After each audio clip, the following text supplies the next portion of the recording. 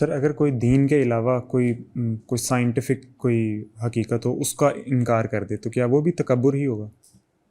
کیونکہ تکبر کی ہمیں ڈیفینیشن. ہاں، اصل میں تکبر کئی پہلوؤں سے ہو سکتا ہے. آپ کی جو تقوی والی شرافت ہے وہ آپ نے فراموش کر دی ہے، تو آپ حق سامنے ہیں. تو حق کیا، ابھی آپ سیاست کی باتیں کریں نا تو وہ کہے گا عمران خان کے زمانے میں یہ ہوا جی، نواز شریف کے زمانے میں یہ ہوا، نہیں ماننے کو تیار ہوتے ہیں.